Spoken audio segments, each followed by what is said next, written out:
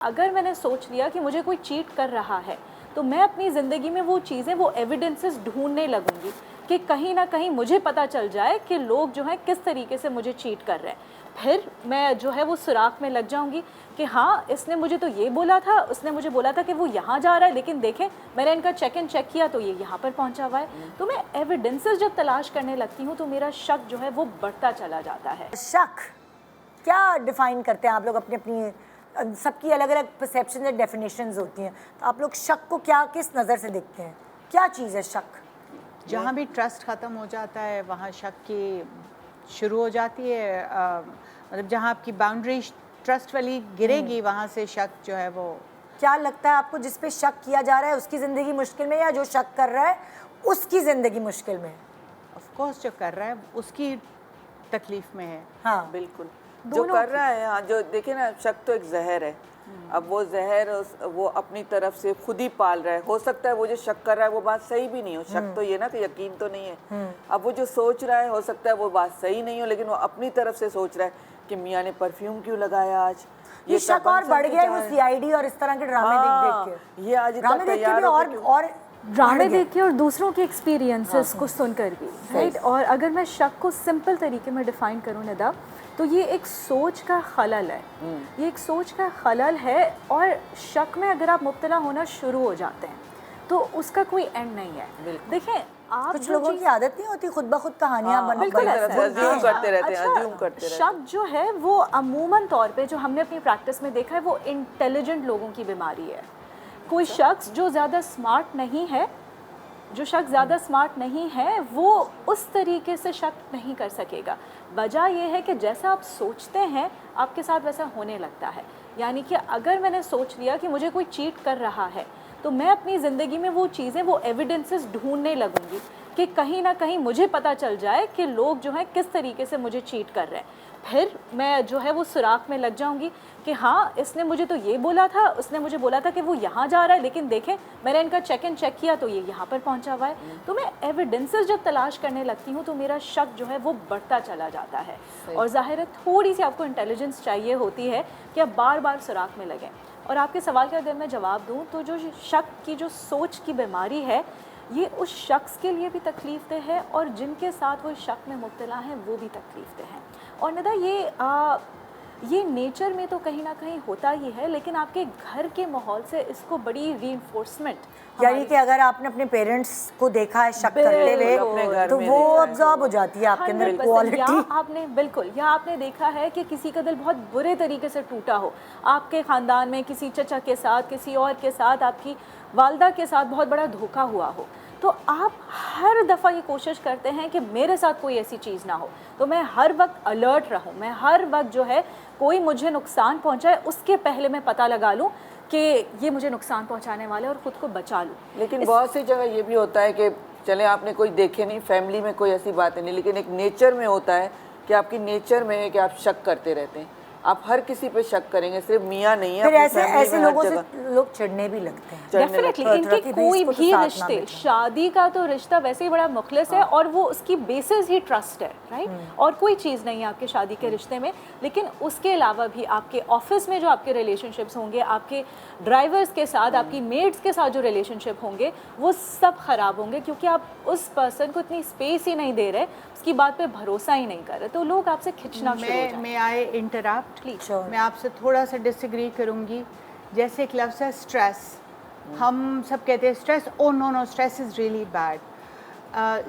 एक हद तक स्ट्रेस बहुत इंपॉर्टेंट है, positive stress is very important. For example, जैसे एग्ज़ाम है, हाँ। मैं कहूँ मैं तो स्ट्रेस लेती ही नहीं हूँ, हाँ। तो मैं मेहनत भी नहीं करूँगी, मैं बुरे मार्क्स लेकर आऊँगी।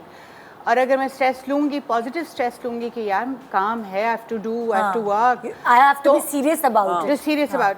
जैसे मेरा छोटा बेटा है ना, तो वो लाइक स्ट्रेस फ्री होता था, उसका मुझे स्ट्रेस होता है, पढ़ लो, बात स्ट्रेस की तरफ निकल गई। इसी तरह शक जो है ना, हम कहीं टोटली शक नहीं करना चाहिए, वो भी गलत है। किसी हद तक नॉर्मल शक जो है ना, वो ये ऐसी बात है कि हर चीज़ की एक मिकदार ज़रूरी है, हर चीज़ टोटली बुरी नहीं है। हाँ, ज़रूरत से जब ज़्यादा बढ़ जाता है तो फिर वो नासूर बन जाता है, फिर वो एक ट्यूमर बन जाता है, क्योंकि अगर जो ग्रो अगर करता है। क्योंकि अगर हमने बहुत सारे केसेस आसपास देखे कि बीवियों को बेचारी भोली भाली, उनको कुछ नहीं पता, ख़त्म उनका घर भाई। हाँ, उनको पता ही नहीं है। हाँ, पूरी चीजें लुटा लुटू के दूसरी औरत पे आ बहुत गए। खबरदार रहना चाहिए, तो थोड़ा सा खबरदार, शक है। आंखें खुली रखनी चाहिए। ये है कि आप शक ना करें, लेकिन आप उनकी जो शक देखते रहें कि कहाँ आ अच्छा, रहे हैं, जैसे कहाँ ये जा कह रहे रहे हैं हैं। शक करें लेकिन थोड़ा करें। हाँ, खबरदार रहना चाहिए। पैमाना कैसे सेट करें? इतना करना वो है, इतना खबरदार, नहीं करना है। खबरदार। डाउट, शक इज डाउट ना, जहाँ आपको यकीन नहीं है, आपको एक खला महसूस होती है, देयर इज दिस गैप, तो फिर आप मतलब अपना शऊर, अपनी अक्ल इस्तेमाल करते हुए उसको ऑब्जेक्टिवली ढूंढें। ये नहीं वो जो अभी आप बात कर रही हैं, जब हम हमारे जो थॉट्स होते हैं दे बिकम आवर एक्शंस, हमारे जो एक्शंस होते हैं they become our behaviour, and our behaviour becomes our belief. तो इस तरह से हम एक शख्सियत बन जाते हैं। हमारी शुरू सोच से होती है और ख़त्म होती है शख्सियत की तश्कील पे। इतना सीरियस बिजनेस है। तो शक को हम जिस हद तक कंट्रोल करके, कंट्रोल्ड शक इज़ इम्पॉर्टेंट। शक से मुराद है एक गैप रखें। बिल्कुल आप शक नहीं रखेंगे तो आप लुटा जाएंगे, ख़त्म हो जाएंगे और आपको पता भी नहीं चलेगा, सर से पानी गुजर जाएगा। जैसे आप घर में मेड्स काम करती हैं तो आपको खबरदार रहना है ना, नज़र रखनी है। वो शक नहीं है, लेकिन आप नज़र रहें कि जाहिर बात है आपकी चीज़ें पड़ी, मतलब बिल्कुल ही आप आंखें चाहे वो आंखें नहीं बंद रखनी चाहिए। डरे मत। वर्ड जो है ये बड़ा नेगेटिव है। हमारे यहाँ इस शक के हम वर्ड को सिर्फ नेगेटिव लिया हुआ है। इसको नेगेटिव कॉनोटेशन में देख रहे हैं। इसको अगर हम वर्ड को चेंज करें तो अकाउंटेबिलिटी हो गई या चेक इन करना हो Check गया, in हो राइट। गया। आपने बच्चों को थोड़ा सा गैप दिया कि बेटा ठीक है तुम दोस्तों में जा रहे हो, लेकिन मुझे अपडेट करते रहना कि कहाँ हो, क्या चीज़ें हैं। और बच्चे जितने पैसे मांग रहे हैं देते रहो नहीं देखेंगे वो Balance कहाँ नहीं, उनका शक नहीं कहाँ करो। नहीं बैलेंस वो होना आंखें चाहिए खुली ना। रखें जैसे ना। ये कह रही थी कि हर चीज़ में मॉडरेशन होती है, हर चीज़ में बैलेंस होता है। और ये बात कि कैसे पता चलेगा कि ये अब प्रॉब्लम की तरफ जा रहा है, देखिए आपने देखना है कि आपकी अपनी सोच और आपकी रियलिटी कितना मैच कर रही है। अगर मेरी बेटी कह रही है कि रोज़ जो है वो एक पर्टिकुलर ग्रुप ऑफ फ्रेंड्स के साथ उठ बैठ रही है और मुझे पता है कि उसके पेरेंट्स बाहर घूमने गए हुए हैं, तो मुझे कहीं ना कहीं ये क्वेश्चन मार्क आना चाहिए कि मैं उससे पूछूं कि भाई रोज़ कहाँ जा रहे हो, 4-4 घंटे के लिए कहाँ जा रहे हो। यानी कि वो जो मुझे इन्फॉर्मेशन दे रही है वो मैच नहीं कर रही है। तो आपका राइट है कि आप क्वेश्चन करें, लेकिन देखिए जिस तरह आप सवाल पूछते हैं और आप उनका जवाब एक्सेप्ट करने की कितनी कैपेसिटी रखते हैं, ये भी मैटर करता है। अगर मैंने ऑलरेडी एक जहन बना लिया, जो ये प्रॉब्लम वाला शक जो हम कह रहे हैं वो तब आता है कि मैंने अपने जहन में सोच लिया है कि ये शख्स गलत है, ये चाहे अपनी वजाहत में कुछ भी कह दे, ये अपनी एविडेंसेस प्रेजेंट कर दे, ये कस्में उठा ले, लेकिन मुझे पता है कि ये गलत है और ये मुझे धोखा दे रहा है।